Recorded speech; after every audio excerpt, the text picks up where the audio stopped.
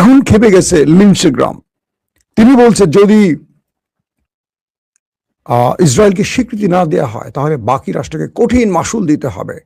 আর গালে হাত দিয়ে কপালে হাত দিয়ে বসে গেছে নেতানিয়াহু। তিনি বলছেন আমি যুদ্ধ চাই, স্বীকৃতি নয় পরে আদায় করে নেব, কিন্তু আগে আমার যুদ্ধ চাই। যুদ্ধের মাধ্যমে আমি গ্রেটার ইসরায়েল তৈরির যে পরিকল্পনা করছি মিস্টার ট্রাম্প, তুমি সেখান থেকে আমাকে ছুঁড়ে ফেলে দিলে, এটা কি করে হলো? অর্থাৎ এই অবস্থার মধ্যে গিয়ে এখন বড় ফ্যাসাদে পড়ে গেছে ডোনাল্ড ট্রাম্প। তিনি এখন কোনোভাবে বুঝতে পারছেন না তিনি কিভাবে এখান থেকে সমাধান খুঁজবেন। বাট ডোনাল্ড ট্রাম্প খুশি যে ইরান শেষ পর্যন্ত কিছুটা হলে নমনীয় হয়েছে বাকি মুসলিম রাষ্ট্রের চাপে পড়ে, কারণ এখান থেকেই ডোনাল্ড ট্রাম্প তার একটা এক্সিট রুট খুঁজছে। এখন ডোনাল্ড ট্রাম্পের বক্তব্য হলো যে ইহুদি জাতি এবং মুসলিম জাতি এরা তো খুব কাছাকাছি একটি জাতি, বরং খ্রিস্টান জাতির সাথে ইহুদি জাতির দীর্ঘদিন লড়াই হয়েছে এবং মেরেছে। মুসলিমরা ইহুদিদের খুব কম মেরেছে, মারেনি বললেই চলে। আমরা যে ইতিহাসগুলো জানি একটু সেই ইতিহাস থেকে ঘুরে আসি। হযরত ইব্রাহিম আলাইহিসসালাম, যেটাকে ইসরায়েল বা আমেরিকা বলছে অ্যাব্রাহাম অ্যাকর্ড, যে চুক্তিটির বিষয় অ্যাব্রাহাম অ্যাকর্ড বলছে তারা, এটা কি? হযরত ইব্রাহিম আলাইহিসসালাম বা ইব্রাহিমী চুক্তি এটাকে বলা হয়। তো হযরত ইব্রাহিম আলাইহিসসালামের দুই পুত্র ছিলেন, হযরত ইসহাক, হযরত ইসমাইল। হযরত ইসহাক আলাইহিসসালামের আসছে অনেক নবী, তার সন্তান ইয়াকুব আলাইহিসসালাম, মুসা আলাইহিসসালাম, এই যে ধারাবাহিক যারা আসতেন তারা। আর ইসমাইল আলাইহিসসালামের পক্ষ থেকে আসছেন শেষ নবী খতামুন নবীন, যাকে বলি আল্লাহ রাসূল আমাদের মহানবী সাল্লাল্লাহু আলাইহি সাল্লাম, তিনি হলেন শেষ নবী। তো হযরত ইয়াকুব আলাইহিসসালাম, ইসহাক আলাইহিসসালামের পক্ষ থেকে আসছেন হযরত ইয়াকুব আলাইহিসসালাম, ইয়াকুব আলাইহিসসালামের পক্ষ থেকে মুসা আসছেন, সেখানেই আসছিলেন এই ইহুদি জাতি, বনি ইসরায়েল জাতি। সেটা হলো ওই যে ইয়াহুদি বা ইয়াহুদা, তার এক পুত্র। এটা আপনারা সবাই কম বেশি জানেন, সেদিকে না যাই। তো এই যে ইহুদি জাতি, দেখেন আমরা কিন্তু চাস্তো ভাই, আমরা ইহুদিরা কিন্তু চাস্তো ভাই। আমার যেমন চাস্তো ভাই আছে, ব্যক্তিগত আপনারও আছে, আরেকজনের আছে। তো আমরা মুসলিমরা যেমন ইসহাক এবং ইসমাইল আপন ভাই, হযরত ইব্রাহিম আলাইহিসসালামের দুই পুত্র, তাদের বংশধরে কিন্তু আমরা ধারাবাহিক আসছি। তার মানে আমাদের দাদা যদি ইব্রাহিম আলাইহিসসালাম হন, আমাদের জাতির পিতা তো হযরত ইব্রাহিম আলাইহিসসালাম, তাহলে আমাদের বাবা হন ধরেন একটা গল্পের ছলেই বলছি, দুই নবীর একজন, তাদের পক্ষ থেকে তো আমরা ধারাবাহিক আস্তে আস্তে আস্তে আজকে আমার সন্তান থেকে আমার সন্তান, তার সন্তান থেকে তার সন্তান আসে। তো আমাদের মধ্যে যে এই ব্যবধানটা পুরো পৃথিবীতে, তার প্রধান একটি কারণ আছে। সেই কারণটি হলো কি জানেন? ওই জাতিটি, ওই ইয়াহুদা প্রজন্মের যে আজকের ধারাবাহিকতা আসছে, নেতানিয়াহু বা আরো যারা আসছেন, পুরো পৃথিবীতে তারা কিভাবে অশান্তি তৈরি করছে বা মুসলিমদের উপর নির্যাতন, ফিলিস্তিনের উপর নির্যাতন, পুরো পৃথিবীর কিভাবে গুপ্ত হত্যা, কিভাবে একটি দেশ আরেকটি দেশের উপরে হামলে পড়া, পুরো মেকানিজম করে পুরো মুসলিম বিশ্বকে কিভাবে কোণঠাসা করা, এই কাজগুলো কিন্তু মুসলিম জাতি করেনি, ওই জাতিটা করেছে। তো যে কারণে আজকে তাদেরকে স্বীকৃতি দেওয়া আমাদের জন্য কঠিন হয়ে গেছে, কিন্তু নিয়ম অনুসারে তাদেরকে আমাদের এক বাক্যে স্বীকৃতি দেওয়া উচিত, কারণ তারা আমাদের রক্তের ভাই, ইহুদিরা, তাই না? এখন আবার অনেকে বলবেন মাসুম ভাই এটা আপনি কি বলেছেন? আমি হিস্টোরিক্যাল ভাবে বলছি, আমি বলছি না আপনাকে তাকে আপন ভাই, চাস্তো ভাই, মামাতো ভাই বলতে, কিন্তু হিস্ট্রি তাই তো বলছে, যত শত্রুই হোক তারা আমাদের ভাই। তো কিন্তু আজকে দেখেন তারা গ্রেটার ইসরায়েল তৈরি করবে, তারা আলাদা মাসিহা আনবে, এই করবে সেই করবে। কিন্তু ইসলামের সবচেয়ে বড় সাক্ষীর জায়গাটা কি? আল্লাহ রাসূল। তার চেয়ে বড় সাক্ষীর জায়গা কি? আল কোরআন।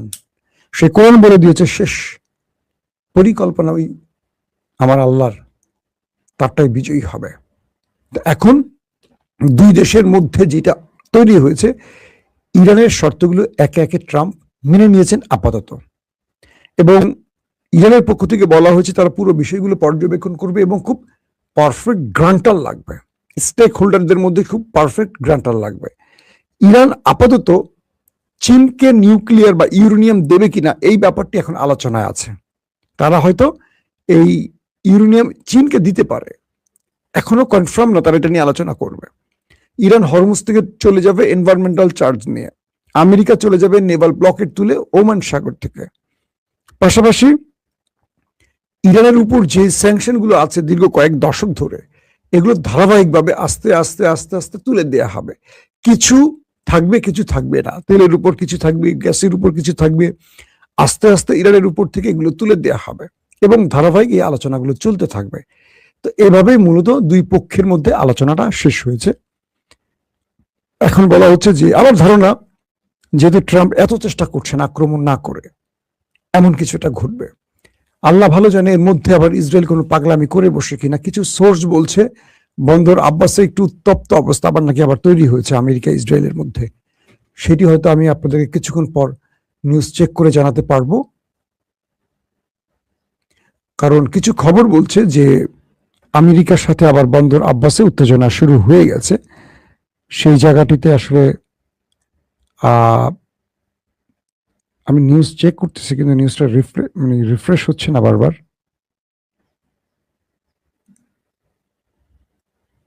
বাবা,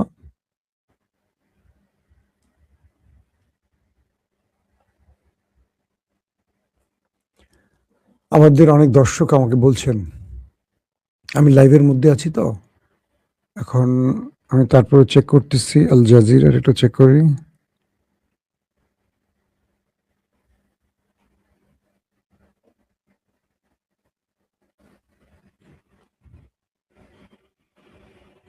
এখানে ওরা বলছে US force strike southern Iran, stop Tehran official in Qatar ফোর্ট্রেক্স।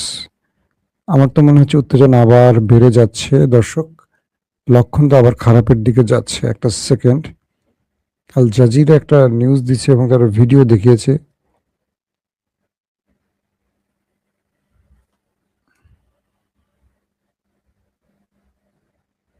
আমি সংবাদটা আপনাদের দিতে চাই।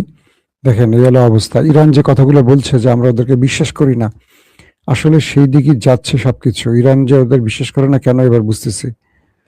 ওরা সারাদিন আলোচনা করে একটা আর করে আরেকটা, এটা ওদের জন্য সবচেয়ে খারাপ জিনিস। আল জাজিরা বলছে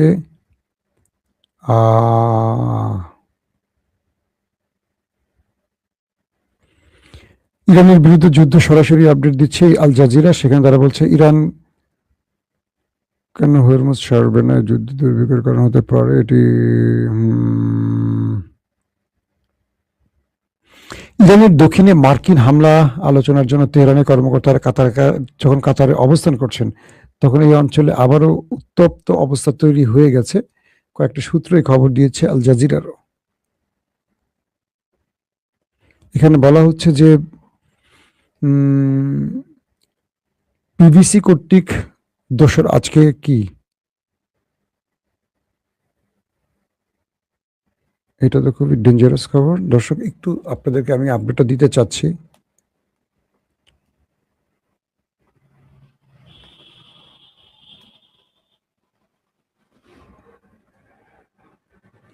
আল জাজিরার এই খবরটা কি লেটেস্ট? তাই তো মনে হচ্ছে।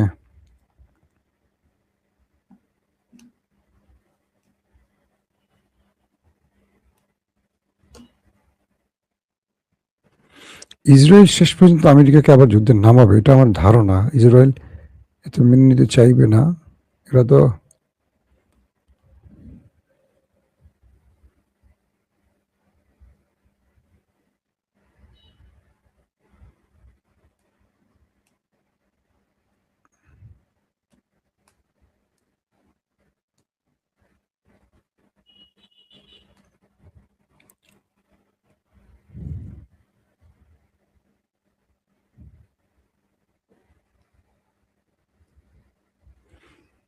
মার্কিন যুক্তরাষ্ট্র জানিয়েছে তারা দক্ষিণ ইরানের ক্ষেপণাস্ত্র উৎক্ষেপণ কেন্দ্র এবং মাইন পাতা জাহাজে হামলা চালিয়েছে। এই যে আবার যুদ্ধ শুরু হয়ে গেল, যে খবরটি খুব দুঃখজনক।